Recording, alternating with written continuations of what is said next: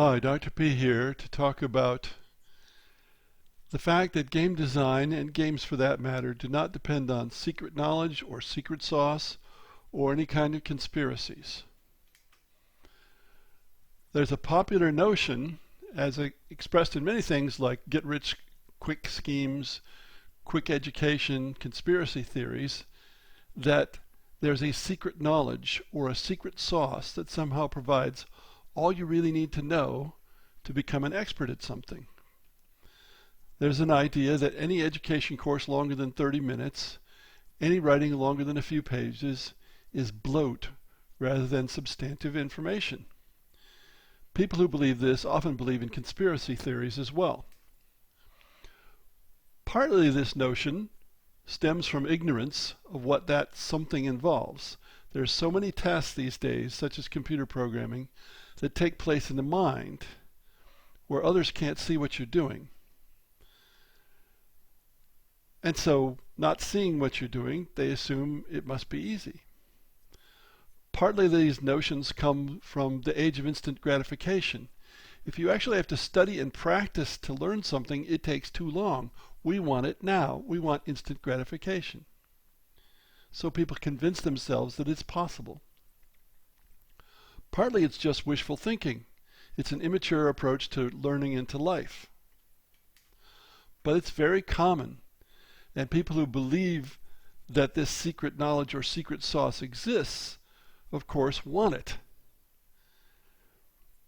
And their belief that it exists skews their views about everything else. Often it's hard to debug this belief, kind of like proving to kids that there's no Santa Claus. Some of them just won't believe it.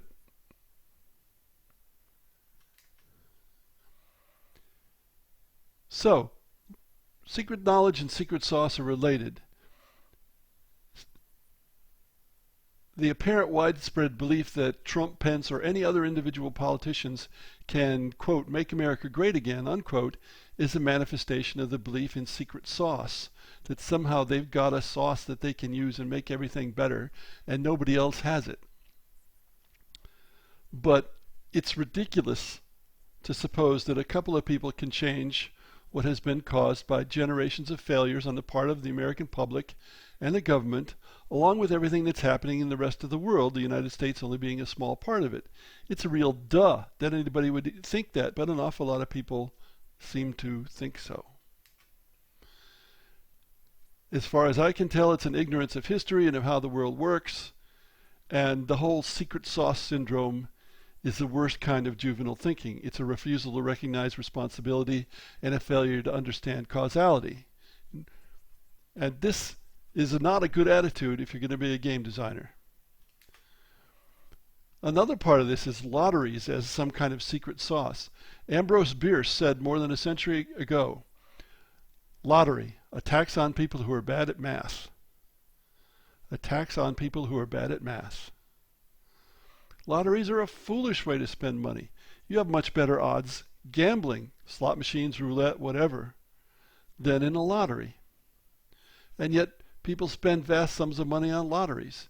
Isn't this another manifestation, though of the crudest type, of a belief in secret sauce? Somehow it'll work out. Or worse, I've got a foolproof scheme, which you also run into with gamblers. In games, a belief in secret sauce as a player is a belief that after playing a hobby game once, you'll know how to play well and how to play with a good chance of winning. A hobby game with any gameplay depth requires more experience and more effort than this. And this may be why gameplay depth is going out of style, being replaced with variety. But it's a reason why we have so many transparent, often shallow games. Because if the players don't understand how to win the game after playing once, they blame the game. Now, this brings me to Occam's razor, which is a sort of guide or rule of thumb, a heuristic technique, a principle for problem solving. The way Wikipedia puts it, quote, among competing hypotheses, the one with the fewest assumptions should be selected, unquote. Put this another way, when there are two explanations that might work, choose the one that requires fewer leaps of faith. Cut away the extra complications. That's the razor part.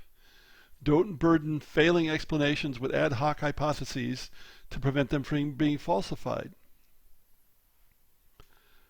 In a way, it's keep it simple. The way William of Occam in medieval times put it was, entities must not be multiplied beyond necessity.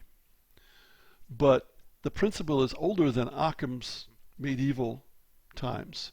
Aristotle wrote in his Posterior Analytics, we're talking about ancient Greece, 1500 years before Occam approximately. Quote, we may assume the superiority, ceteris paribus, other things being equal, of the demonstration which derives from fewer postulates or hypotheses, unquote. Again, it amounts to keep it simple and take as a principle the simple explanation.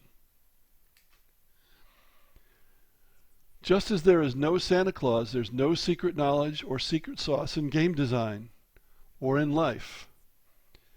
The people who pop up on the internet forums and think they can ask a question and in one page be told how to design a game, that's ridiculous. That's a belief in secret knowledge or secret sauce. That's not the way the world works. Thanks for listening.